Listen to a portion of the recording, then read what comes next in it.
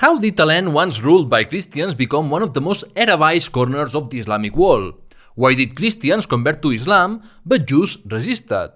And was al-Andalus truly a beacon of tolerance, or rather a bad place for religious minorities? I'm David Cott, host of New History of Spain, and in episode 34 we'll dive into the formation of Andalusi society.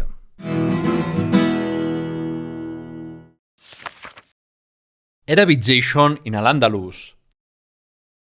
This is a key episode for understanding the history of al-Andalus and the broader medieval Iberia, but before we begin, remember to subscribe to the show on your favorite podcast directory or on YouTube. With that said, what do we mean when we talk about Arabization? Arabization is a cultural phenomenon linked to Arab conquests and Islam that involves the replacement of the native languages of a region with Arabic. But Arabization isn't just linguistic, it also involves adopting Arab naming systems, clothing, literature, socioeconomic structures, and customs. Starting with language, al-Andalus under the Umayyads was diglossic, which is not the same as bilingual, because Arabic was the sole language of administration and prestige.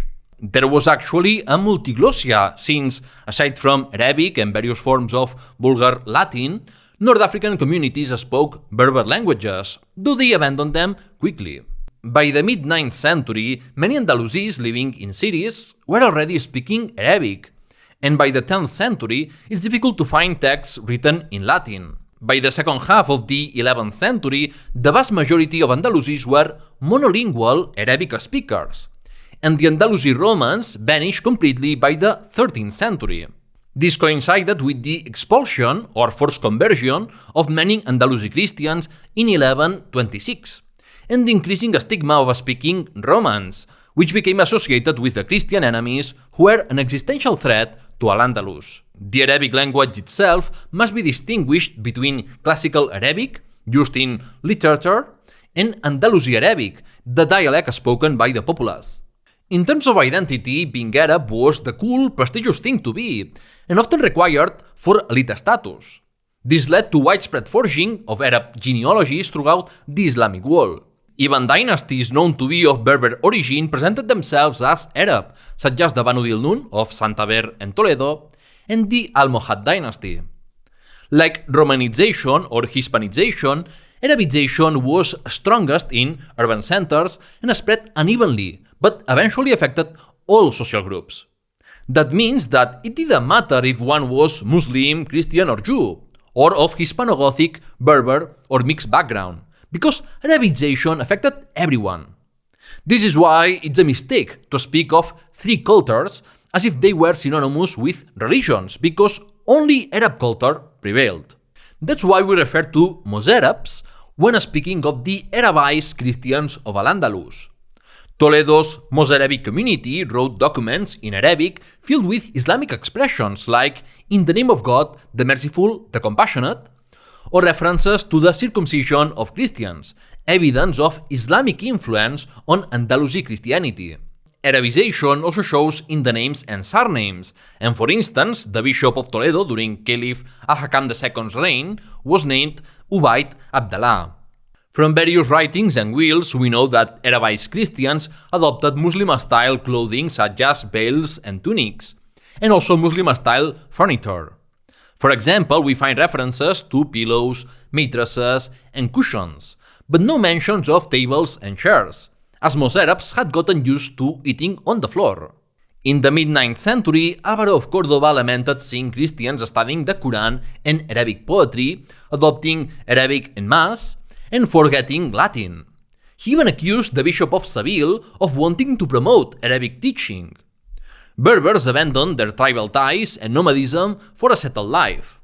Thus, Arabization went far beyond adopting a language. It implied a social and cultural assimilation within a tributary Islamic state society. Arabization extended even to areas beyond Muslim control. In the 10th century County of Castile, 15 to 20% of smallholding peasants bore Arabic names like Tariq or Suleiman. Ecclesiastical documents from the Kingdom of Leon show Arabic names among Christian clergy, Arabized fathers with children bearing Latin names, or Latin-named husbands with Arab-named wives, and vice versa. We observe the same in the stateless territories of the Douro Basin. Evidence includes toponyms and genetic markers pointing to Berber clans living there after the fall of the Umayyad Caliphate of Damascus, or Islamic coins and ceramics circulating in Avila or Zamora before they were conquered by Christians. So, in the early Middle Ages, Arabization was also felt in territories not controlled by Córdoba. Material culture reflects continuity and gradual transition. In the 8th century, cemeteries were shared between Christians and Muslims. In the 9th century, Arabization and Islamization advanced unevenly, until by the end of the 10th century, Islamic cultural norms became dominant. This is visible in ceramics reflecting new foods, inscriptions, burial practices, and architecture, like the construction of mosques and homes with courtyards, greater privacy, and more specialized domestic spaces. Islamization in al-Andalus. If Arabization refers to the linguistic and cultural shift that affected many Islamic countries, including al-Andalus, Islamization refers to the conversion to Islam of a broad, though not complete, segment of the population, except in cases of forced conversions, which go against Quranic principles. The sociological concept of critical mass helps explain this phenomena. Once a minimum threshold is reached, a trend can go viral. Unfortunately, there are no Islamic records of individual conversions to indicate how quickly Islamization occurred. So we rely on indirect sources and hypotheses. Narratives have been shaped by ideological motivations, with some emphasizing rapid conversion and others promoting heroic Christian resistance with the grand Spanish narrative of the Reconquista. In the 1970s, American scholar Richard Bolliet proposed a statistical model to estimate the rate of conversion by analyzing Arabic genealogies from biographical dictionaries. He developed the Bolliet curve, a logistic function that shows a slow beginning, a sharp acceleration, and then stabilization. In the Abbasid heartlands, most potential conversions were complete by the 10th century. However, Bolliet's method, based on naming patterns, is problematic.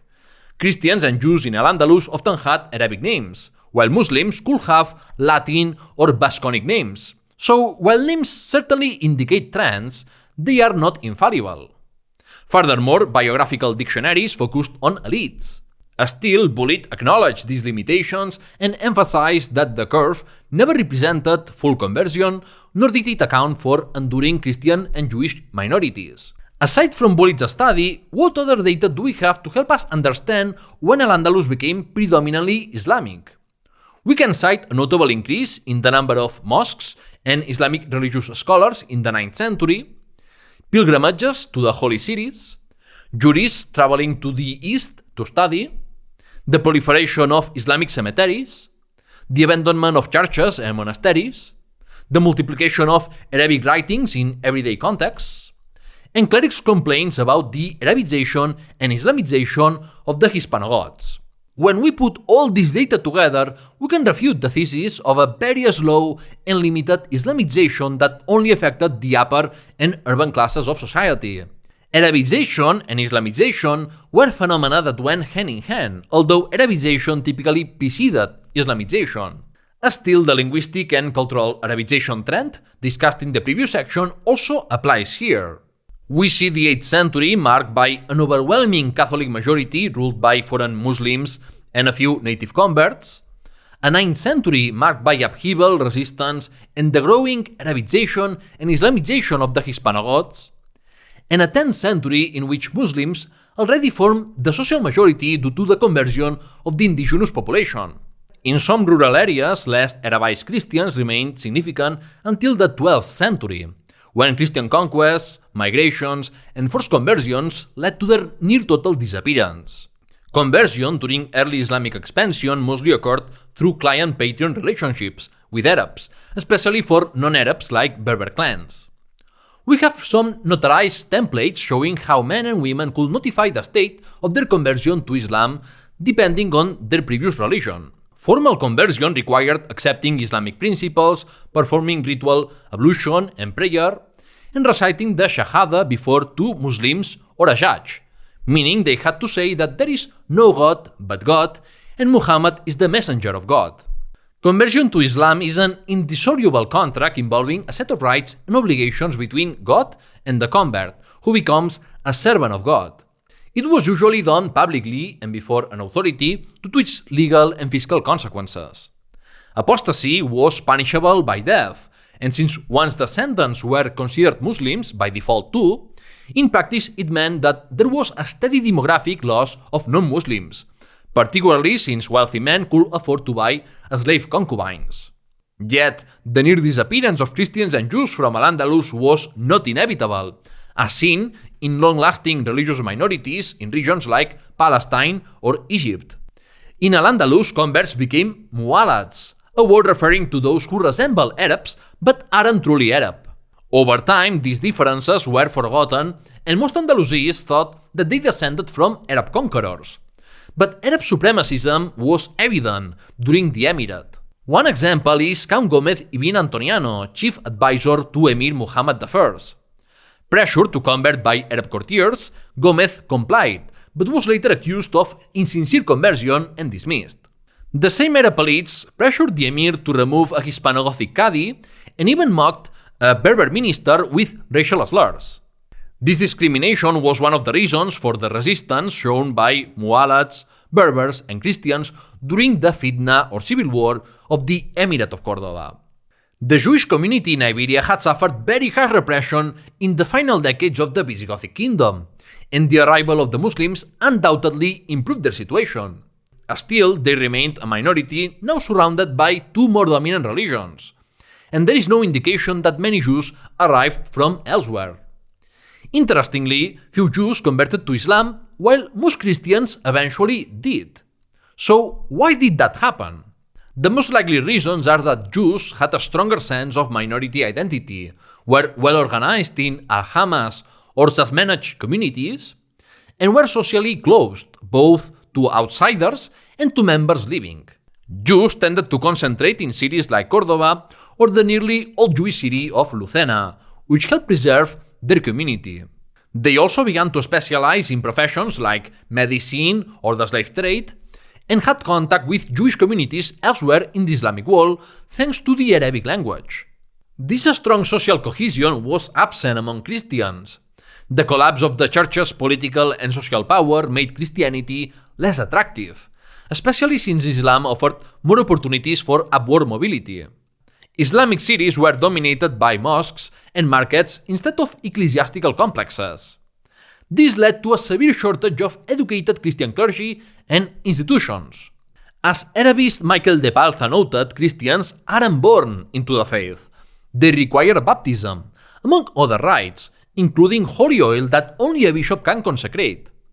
Without a strong ecclesiastical network, communities couldn't maintain Christian identity or even celebrate Mass. In both Al-Andalus and North Africa, we find evidence of difficulties in consecrating bishops, since three were needed, and sometimes they had to leave the Islamic world to do it. Without clerics, Islamization may have occurred not so much through individual conversion to Islam, but due to the absence of baptism and the decline of the Christian social and ecclesiastical network, though some Christian communities may have survived under alternative forms of organization led by notable lay people or unordained clerics. The fear of Arabization and Islamization sparked resistance from a few Christians, including groups that refused all contact with Muslims and Jews, and the martyrs of Córdoba, whom I will address in the next episode. The legal status of the Dhimmis. To understand the incentives for conversion to Islam and the tolerance of non-Muslims in medieval Islamic society, we must examine the legal status of the Dhimmis, non-Muslims living under Islamic rule. In Al-Andalus, this mainly referred to Christians and Jews, the people of the book, whose faiths were seen as containing aspects of divine truth and thus granted some protection. Other groups like Zoroastrians or Hindus were occasionally included, but pagans were not protected and faced conversion or death upon entering the Islamic world. While the Quran provided basic guidelines on how to treat dhimmis, like it expresses that forced conversions are invalid, Islamic jurists from the 9th century onward developed a more detailed legal framework that varied depending on time and place. The Dhimmi Pact was an indefinite agreement in which the Muslim community agreed to protect members of other religions from external enemies or internal oppression in exchange for meeting certain conditions. This included paying a jizya or poll tax, acknowledging the political and religious dominance of Islam, and accepting unequal legal relations with Muslims. The jizya was paid by free adult non-Muslim men in return for religious and physical protection and exemption from military service. Islamic taxation was thus partly based on religious affiliation, as I explained in episode 33, Abdul Rahman II of Córdoba. The enforcement of the jizya varied by region and period, with symbolic payments in some cases, like we saw in regard to the nascent Kingdom of Pamplona. Dhimmis maintained their own legal systems, Christians under the Visigothic Liber Judiciorum and Jews under their traditional laws. But Islamic law applied in disputes involving Muslims or in criminal cases. Dhimmis faced legal disadvantages. They couldn't testify equally against Muslims, and penalties differed depending on religion. A Muslim who killed a dhimmi was typically not executed, while a dhimmi who killed a Muslim faced capital punishment. Muslims and non-Muslims couldn't inherit from each other, even within families, causing problems as society became more Islamized. Public displays of Christian or Jewish rites were forbidden, though private consumption of pork or wine was tolerated. Restrictions were placed on constructing new churches or synagogues. Non-Muslims were also barred from bearing arms, ringing church bells, and were required to wear distinctive clothing. Certain actions violated the Dhimmi Pact, failing to pay the jizya, rebellion, aiding enemies, blasphemy, trying to convert Muslims, or sexual relations between non-Muslim men and Muslim women. Such offenses could result in execution, enslavement, or the seizure of property.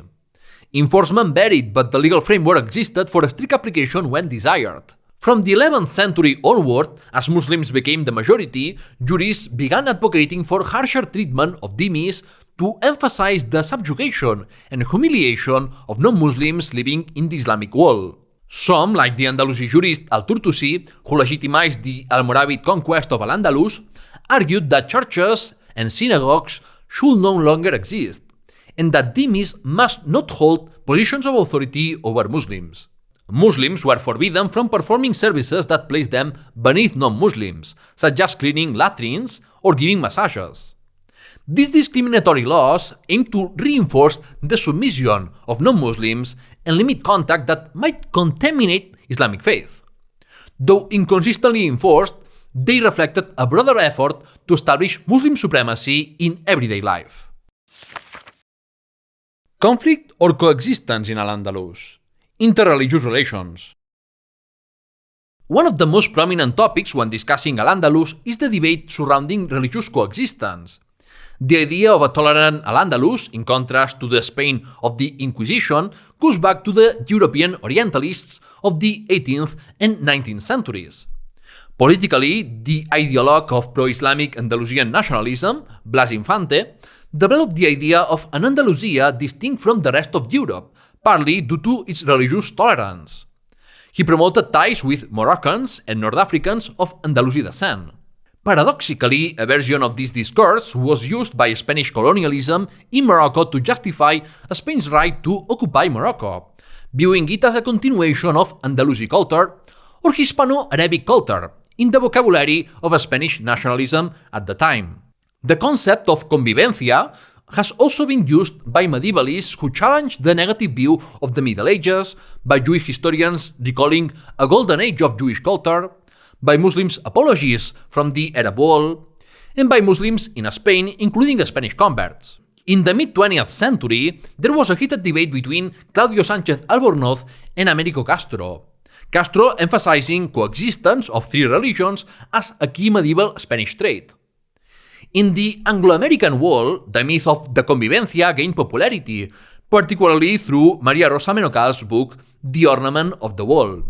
Menocal portrays an idealized al-Andalus marked by artistic splendor, refined culture, and relative freedom for women, until it was undone by intolerant Almoravids, Almohads, and Northern Christians.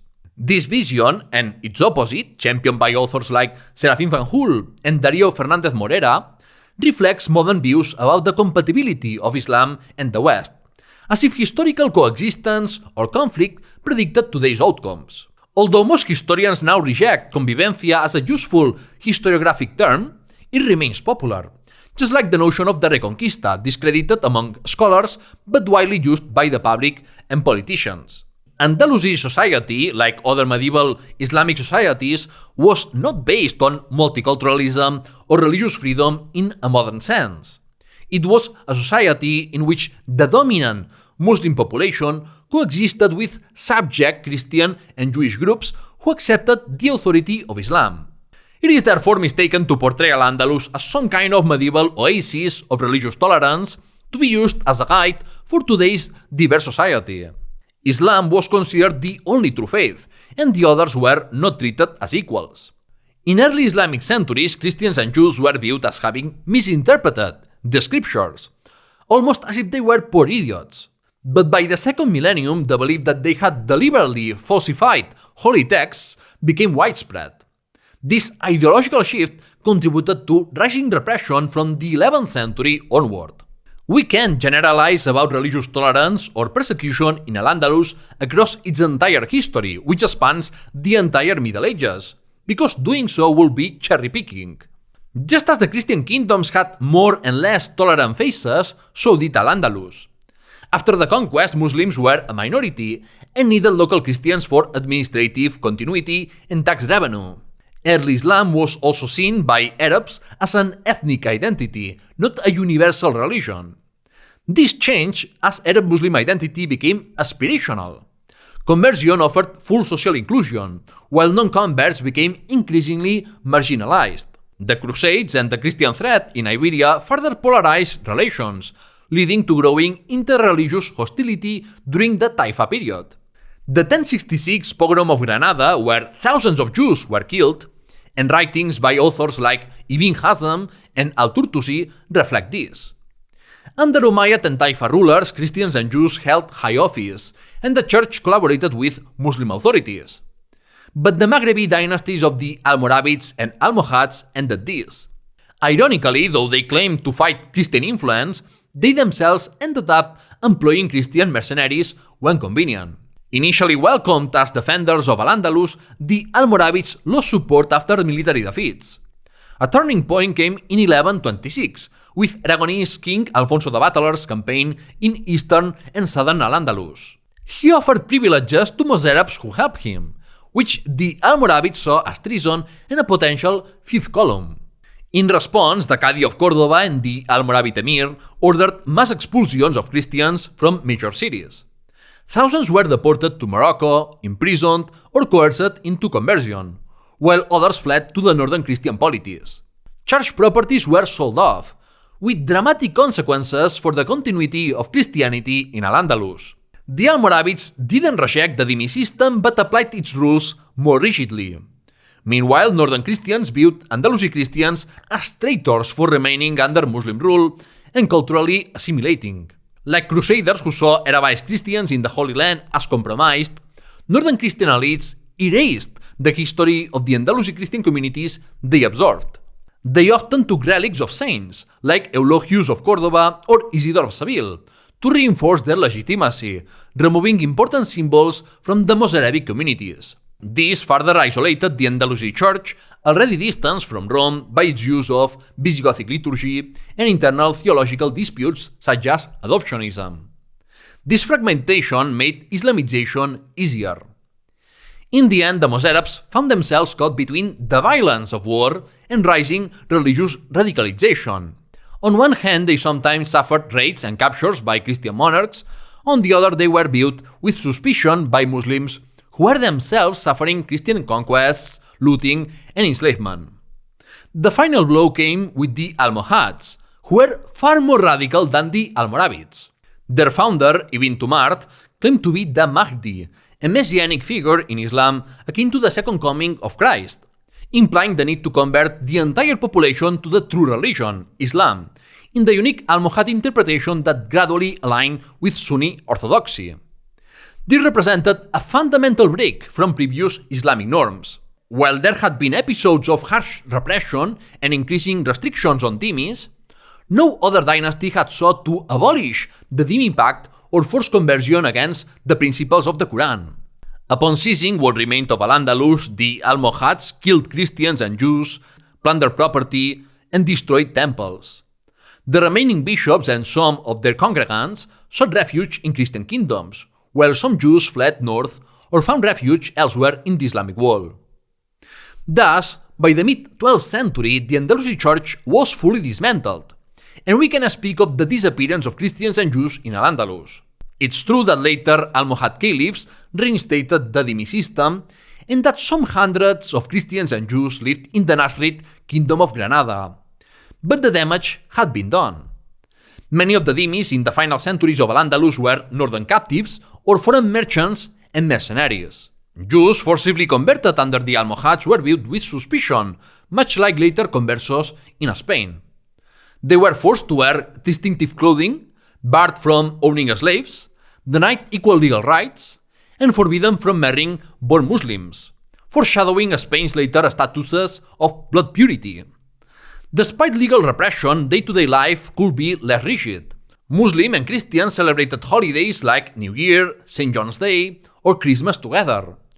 Jurists, especially from the Almoravid period onward, condemned such mingling, but the authorities often tolerated it, and many ignored these restrictions. As historian Christine Mazzoli-Guintard notes, Islamic cities typically had no segregated religious neighborhoods, so Muslims, Christians, and Jews often lived side by side. And finally, it's worth noting that the Dhimmis' recognition of the superiority of Islam and their subjugation to its political rule affected not only the socio-political sphere, but also the sexual one. Simon Barton's book, Conquerors, Brides, and Concubines, addresses sexual dominance by Muslims and Christians over other religious groups in medieval Iberia. More broadly, Ruth Mazo Carras's Sexuality in Medieval Europe explores how conquerors across history, like the Mongols, Najis, Spaniards in the Americas, or Arabs and Berbers in Iberia, established themselves as both political and sexual elites. As I explained in episode 22, The Muslim Conquest of the Iberian Peninsula, marriages between conquerors and conquered elites served to legitimize new regimes and allowed access to large landowning status for the conquerors. For the Hispano-Gothic aristocracy, interreligious marriages helped maintain wealth and power, though the price was that children from these unions were Muslim by patrilineal descent. From the Arab perspective, identity was defined by male ancestry. The mother's identity mattered little. A single Arab male ancestor was enough to claim Arab identity. For example, Umayyad rulers were increasingly of non-Arab maternal descent, Berber, Hispano-Gothic, or Vasconic, yet remained firmly Arab by status. Caliph Abd al-Rahman III had to dye his beard black to match the Arab masculine ideal because he had so little Arab blood. In the 9th century, Oneca of the Kingdom of Pamplona married Emir Abdallah of Córdoba, as a way for the Pamplonese to seal peace and show submission to the Umayyads. Sex here symbolized domination and the subjugation of Christians and Jews. Similarly, Almanzor's campaigns led to thousands of captives, with many Christian women sold as slaves. The market became so saturated that a beautiful woman could be worth no more than a horse. Many Muslims purchased Christian concubines, making it harder for free Muslim women to marry. All three Abrahamic religions condemned sexual relations between their women and men of other faiths, viewing women as only theirs. However, men having sex with women of another faith was less controversial, as patriarchal norms assume children will adopt the father's religion.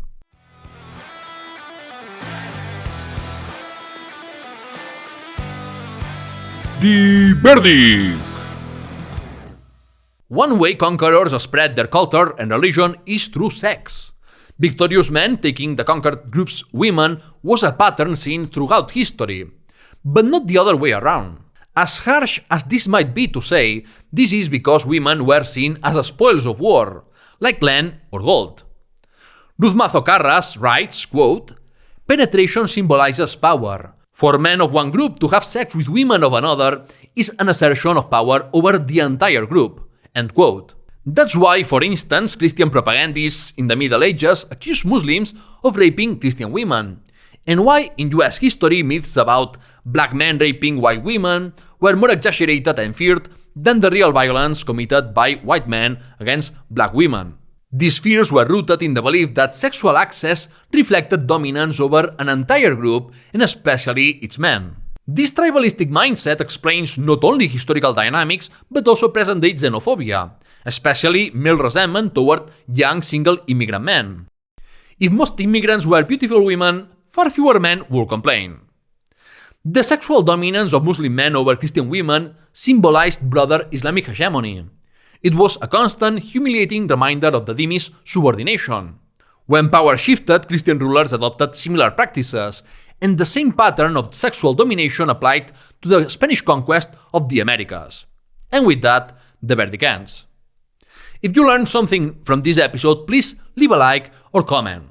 Subscribe to the New History of Spain podcast or the YouTube channel for more content. Support the project and access exclusive benefits like early access and exclusive merch by joining the Patreon community at patreon.com/newhistoryspain. In the next episode, we'll return to the reign of Abdelrahman II, covering related topics like the martyrs of Cordoba, the influence of a black musician on early Andalusi culture, and the Islamic judicial system. Thanks for listening and see you next time!